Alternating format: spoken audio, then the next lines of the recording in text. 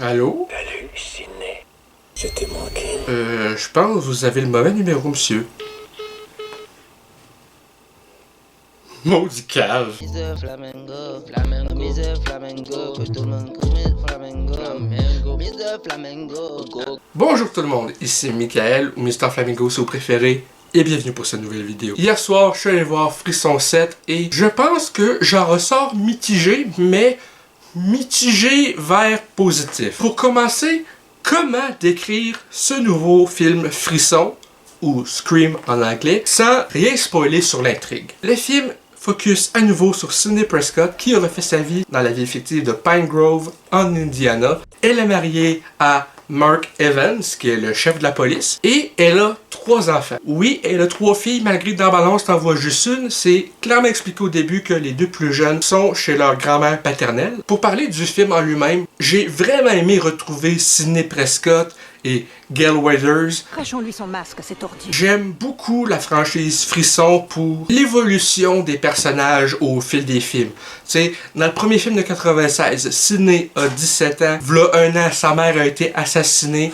Donc, elle est encore globalement traumatisée. Et là, dans ce 7e film-là, elle est elle-même mère de famille. Tu vois clairement que ce qu'elle a vécu au fil des ans l'a marqué.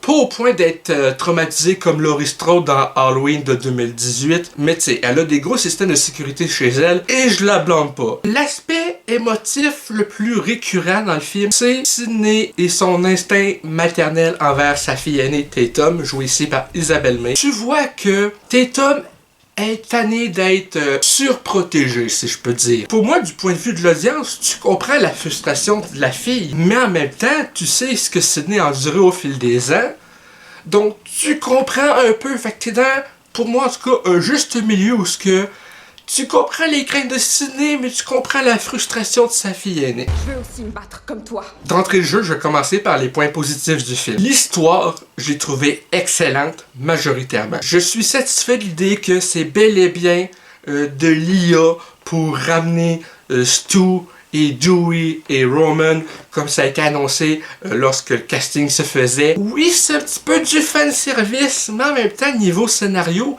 ça amène ce que je recherchais, c'est-à-dire un spot émotionnel qui fait douter Sidney de si oui ou non Stu a survécu. La musique du compositeur original des 4 premiers films, ça fait du bien d'entendre ça. Je suis pas quelqu'un qui, en regardant des films ou en critiquant, pense beaucoup à parler de la musique, mais dans des films comme Frisson, où ce que la musique des 4 premiers était clairement pour moi les meilleures musiques de la franchise, de réentendre le thème Sidney's Lament, c'est-à-dire ça.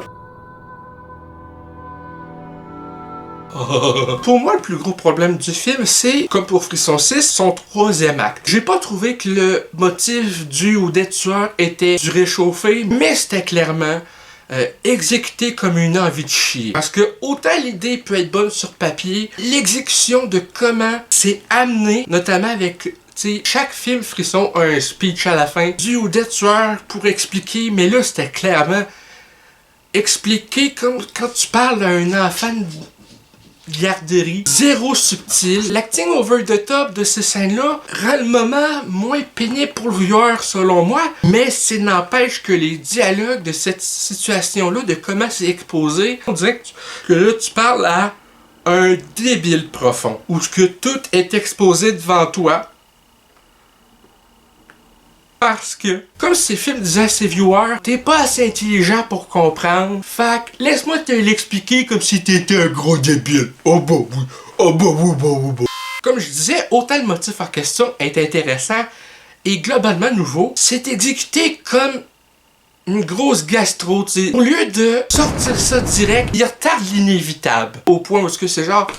Mais finis d'expliquer ton motif, sti. Autant pour moi, les 2 premiers actes du film étaient vraiment le point fort de suspense, émotion. Le 3e acte, pour moi, vient ralentir vraiment le truc. C'est pas pour dire que j'ai pas été diverti, j'ai trouvé ça extrêmement divertissant. Les kills étaient originaux, brutal, suffisamment graphique pour que tu comprennes l'intensité de Ghostface, mais pas non plus du too much comme les décadences pour que ça te lève le cœur plus qu'autre chose. Donc, je ressors de mon expérience relativement satisfait, même si le troisième acte m'a clairement laissé sur ma faim. Pour moi, Frisson 7, c'est un 3 flamands sur 5. Fait que ça va être pas mal ça pour cette vidéo critique de Frisson 7. J'espère que ça vous a plu. Si c'est le cas, n'hésitez pas à me le dire dans les commentaires, à laisser un petit like, ça fait toujours plaisir, et un abonnement à ma chaîne pour ne rien rater mes prochaines vidéos. Sur ce, c'était Michael, et je vous dis à la prochaine. Peace and love!